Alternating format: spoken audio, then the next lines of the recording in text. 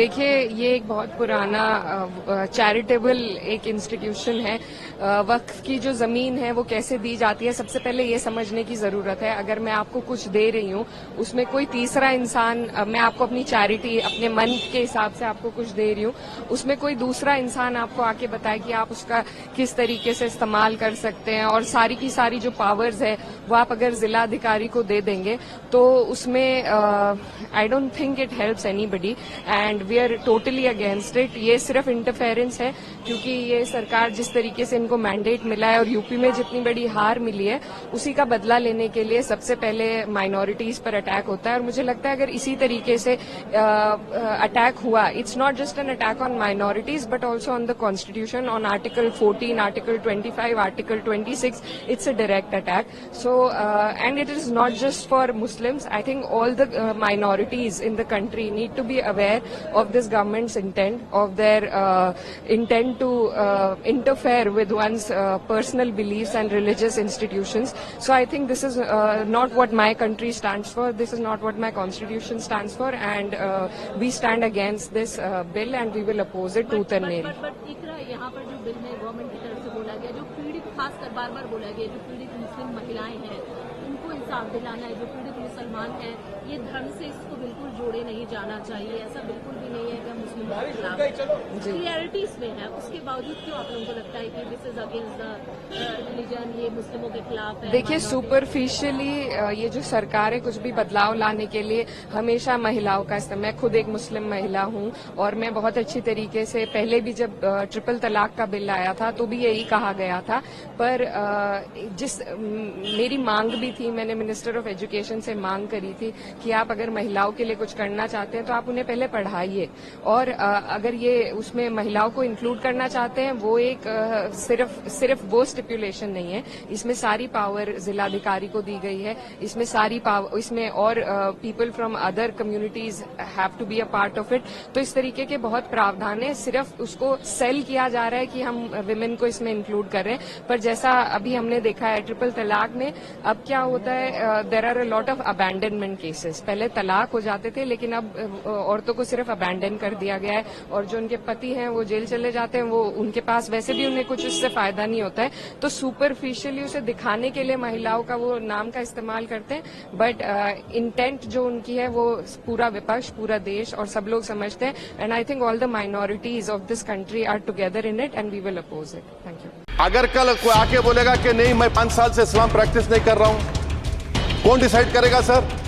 और एक new convert है, ये जो आप बिल ला रहे हैं, आप देश को बांटने का काम कर रहे हैं, जोड़ने का काम नहीं कर रहे हैं, आप दुश्मन हैं मुसलमानों के, उसका सबूत ये बिल है। Thank you sir. Under rule 72 to oppose the Waqf amendment bill, sir I oppose the introduction of the bill under rule 72(2) on the grounds that this House does not have the competence to make these amendments. This bill patently violates the principles provided in Article 14, 15 and 25, sir. It is both discriminatory, arbitrary.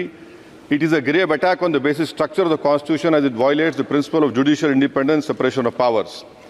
Sir, one thing has to be understood, that the Waqf management of a property is an essential religious practice for a Muslim.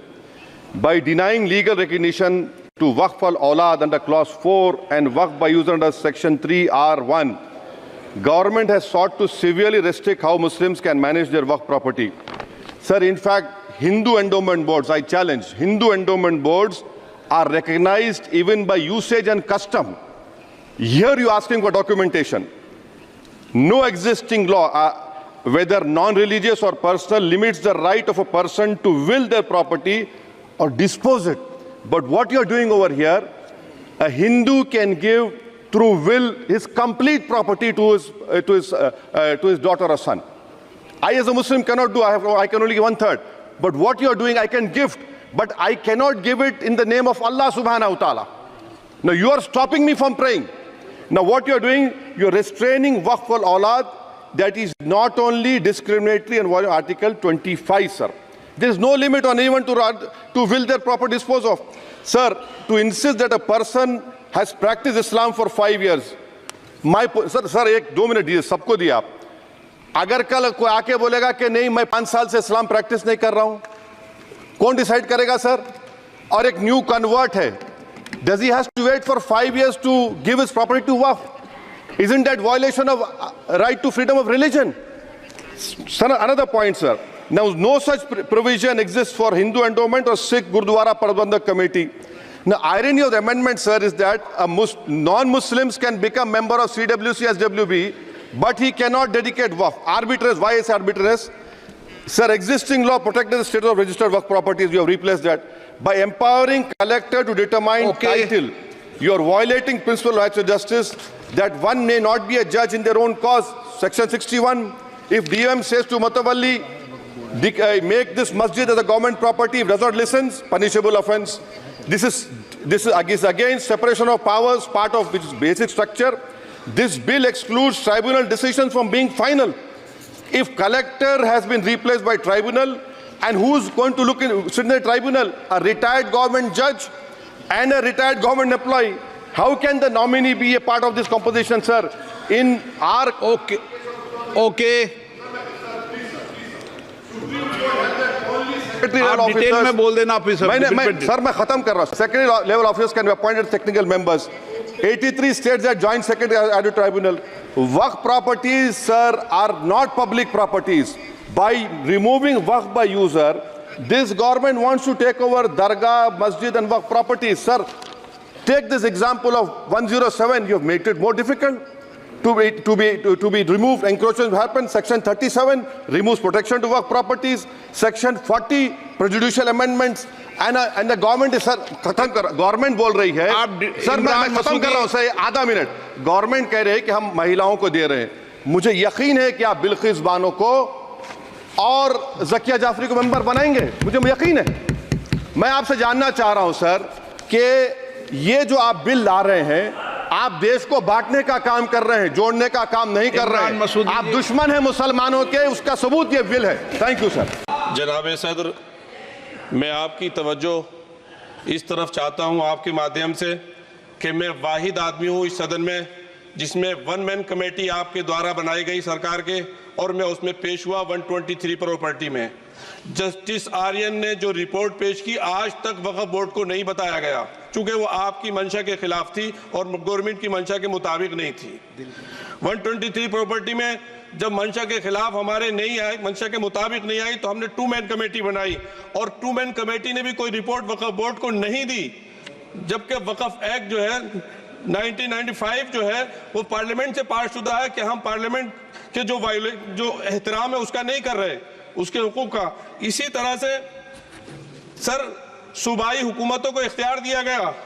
Sir Hindu endowment में जो कर्नाटका और तमिलनाडु में है वहां कोई मुस्लिम नहीं हो सकता, और 26 में आर्टिकल 26 का वायोलेशन है। 4 धाम में ये लिखा हुआ वाज़े तौर पर कि सिर्फ हिंदू होगा। बिहार उड़ीसा में भी यही लिखा हुआ है। पंजाब हरियाणा में गुरुद्वारा प्रबंधन कमेटी में सिर्फ सिख होगा ओनली, और ये उनका अधिकार है जिसको माना गया है। लेकिन मुस्लिम के साथ में यह अन्याय क्यों है?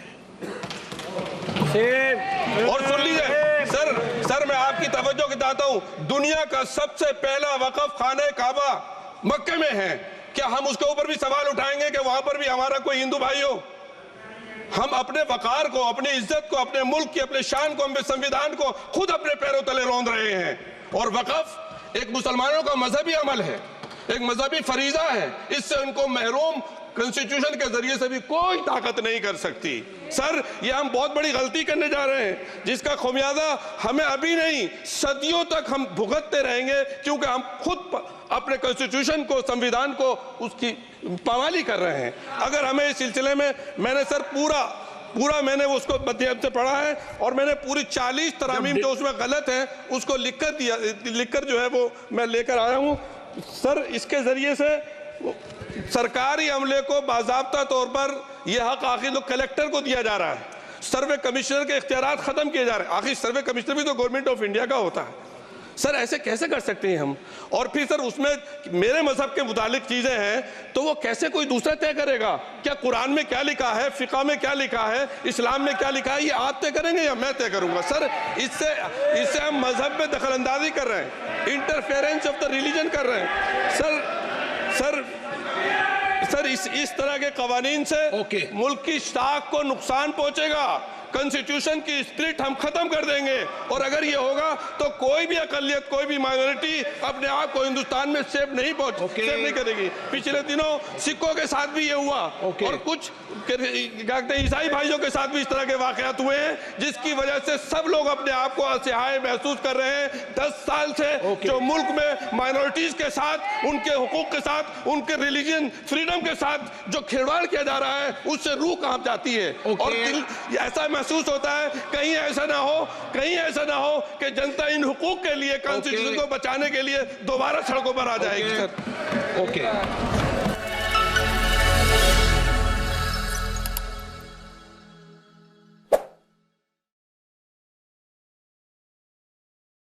मैं अध्यक्ष जी बहुत धन्यवाद देना चाहता हूं आपका। मैं माननीय सदस्य NK प्रमाचंद्रन जी ने जो कहा और माननीय सदस्यों ने जो कहा, मैं उससे अपनी बात को जोड़ता हूं। ये बिल जो इंट्रोड्यूस हो रहा है, ये अध्यक्ष महोदय बहुत सोची समझी राजनीति के तहत हो रहा है। अध्यक्ष महोदय, जब लोकतांत्रिक तरीके से चुने जाने की पहले से प्रक्रिया है तो उसको नॉमिनेट क्यों किया जा रहा है? वहीं जहां अन्य धार्मिक जो मसले हैं, बॉडीज़ हैं, उनमें कोई गैर बरादरी का नहीं आता है। मान लीजिए वक्फ बोर्ड में गैर मुस्लिम को शामिल करने का औचित्य क्या बनता है? और अध्यक्ष महोदय, इतिहास के पन्नों को अगर हम पलटें, अगर आप जिला अधिकारी को सब ताकत दे देंगे, उन इतिहास के पन्नों को मैं नहीं पलटना चाहता हूं कि एक जगह पर एक जिलाधिकारी महोदय ने क्या किया था, उसकी वजह से आज और आने वाली पीढ़ी तक को भी सामना करना पड़ा। अध्यक्ष महोदय, मैं नाम नहीं लेना चाहता हूं। और अध्यक्ष महोदय, सच्चाई ये है कि भाजपा अपने हताश, निराश, आप तो इस कानून चंद कट्टर समर्थकों के तुष्टीकरण के लिए ये बिल लाने का काम कर रही है।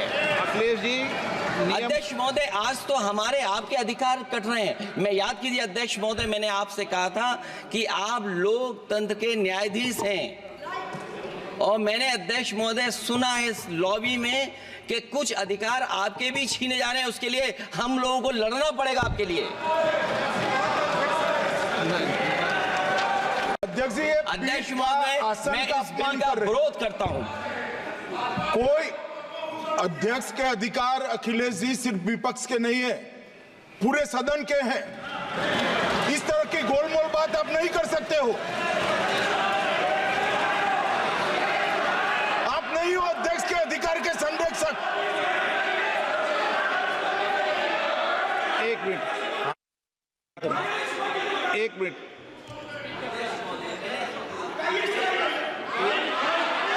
Minute please. ये इसलिए लाया जा रहा अध्यक्ष महोदय, अभी हारे हैं अध्यक्ष महोदय, अभी हारे हैं। Okay, no. और दरअसल ये चाहते हैं नो।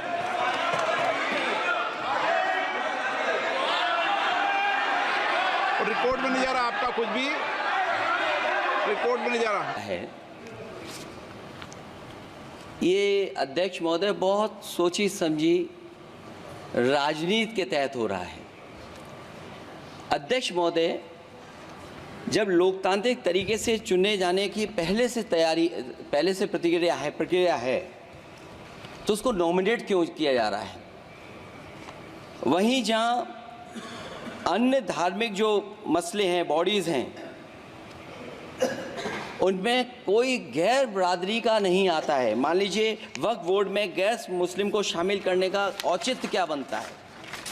और अध्यक्ष महोदय, इतिहास के पन्नों को अगर हम पलटें, अगर आप जिला अधिकारी को सब ताकत दे देंगे, उन इतिहास के पन्नों को मैं नहीं पलटना चाहता हूं कि एक जगह पर एक जिलाधिकारी महोदय ने क्या किया था, उसकी वजह से आज और आने वाली पीढ़ी तक को भी सामना करना पड़ा।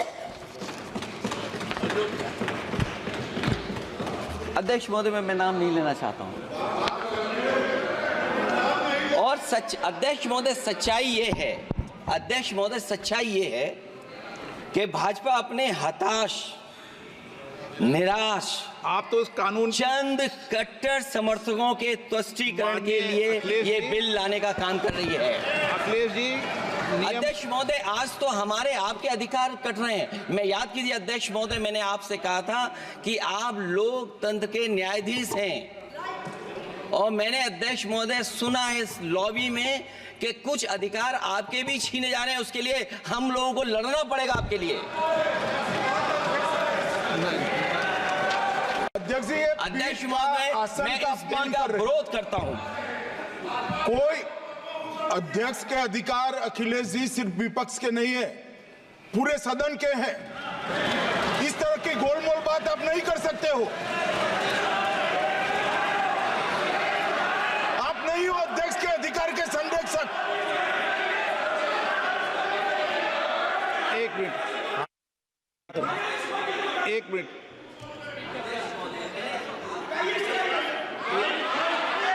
Minute please.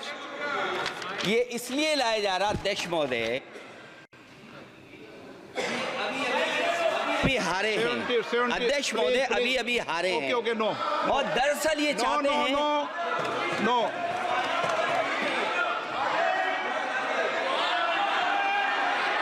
रिकॉर्ड में नहीं जा रहा आपका कुछ भी, रिकॉर्ड में नहीं जा रहा। नाम बुलाई सर।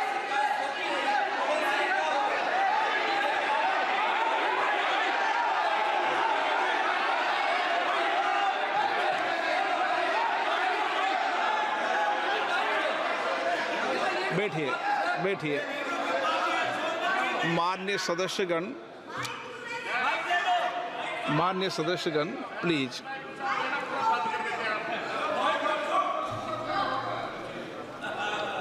मैं आपसे आग्रह करता हूं, आप वरिष्ठ हैं और कोई नए भी सदस्य होंगे, कृपया हमेशा इस बात का ध्यान रखें, आसन पर, संसद की आंतरिक व्यवस्था पर कोई टिप्पणी नहीं करना चाहिए।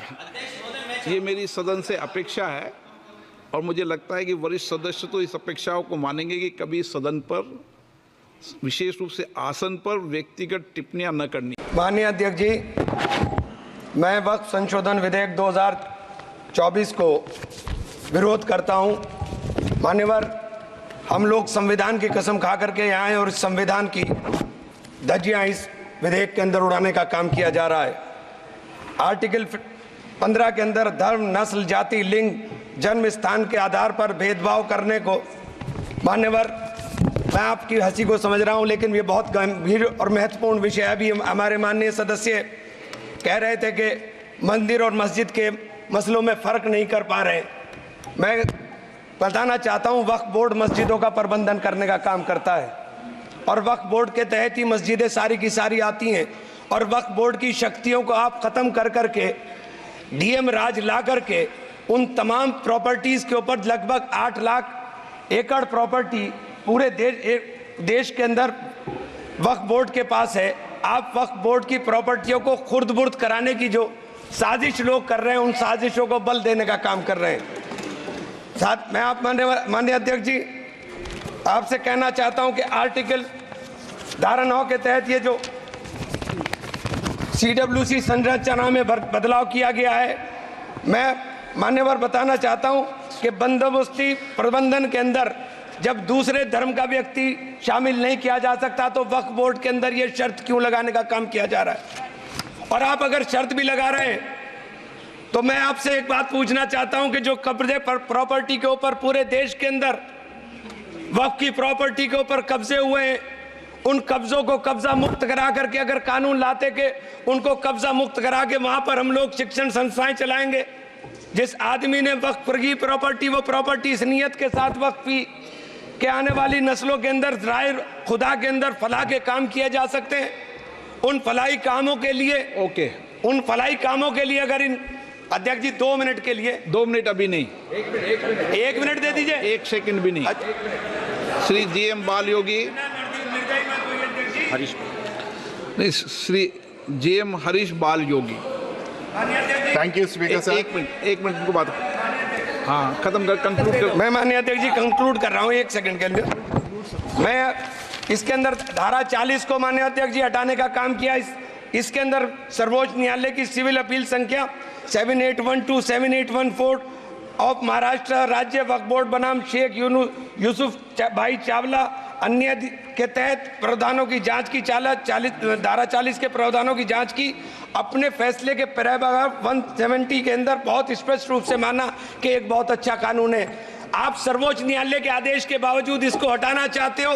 मान्यवर, ये सीधे सीधे कानून के खिलाफ वर्जी है। हम कहना चाहते हैं कि संविधान की अगर धज्जियां उड़ाने का काम आप करने का काम कर रहे हो, हम इसका पुरजोर विरोध करेंगे और पुरजोर विरोध करने का काम करते हैं। बहुत बहुत देखिए, पहली बात तो ये है कि मैं ये समझता हूँ कि जो वक्फ के अंदर जो अमेंडमेंट हो रहा है, कल कैबिनेट की बैठक हुई है और अब कल संसद में इस पर प्रस्ताव आना है। अमेंडमेंट एक प्रक्रिया है जो समय समय पर होती रहती है।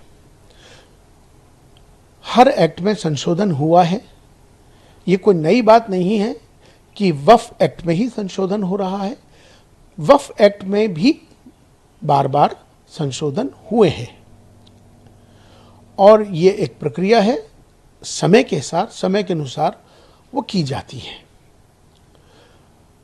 हाँ, इतना ज़रूर है कि वक्फ की जो मर्यादा है, जो लोग वक्फ करते हैं, दान करते हैं, चूँकि वक्फ माने जो दान किया हुआ है ईश्वर के नाम, जिसने जिस भाव से उसको दान किया है, उस ज़मीन को या किसी भी चीज़ को जो वक्फ हो जाती है, उसका भी ख्याल हमें रखना चाहिए कि उसकी वक्फ की जो मर्यादा है उसमें किसी तरह से भी उसको कोई नुकसान ना पहुँचे, इसका भी ख्याल रखना ज़रूरी है। ठीक है, आपने देखिए, कोई क्या कहता है नहीं कहता है ये अलग विषय है, लेकिन सरकार के सामने समय अनुसार अगर अमेंडमेंट किया जाता है, संशोधन किया जाता है, तो मुझे लगता है कि समय की ज़रूरत होती है। तो उस पर किसी तरह का विरोध करना या उस पर राजनीति करना, मुझे लगता है कि ये अच्छी बात नहीं है। बैठकर बातचीत होनी चाहिए। कल प्रस्ताव आएगा, उस पर चर्चा होनी चाहिए, ना कि राजनीति। मैं समझता हूं कि चूँकि बहुत से लोगों को इस बात की जानकारी होती नहीं है, भारत में जिस तरह से सेंट्रल वक्फ काउंसिल होता है जो कि सारा निज़ाम देखता है, और इसी तरह से राज्य में होता है राज्य वक्फ बोर्ड, और इसी तरह से सेंट्रल वक्फ काउंसिल के अंदर भी बाज़ाब्ता मेंबर्स बनाए जाते हैं। 7 मेंबर्स होते हैं, जिसके अंदर एक MP होता है, एक MLA होता है, एक आलिम होता है जो स्कॉलर्स जिसको कहते हैं इस्लामिक स्कॉलर्स, और इसी तरह से एक औरत का उसमें प्रतिनिधित्व होता है, और उसमें एक पॉलिटिकल पर्सन भी होता है और एक उसमें सामाजिक भी लोग उसमें जोड़े जाते हैं।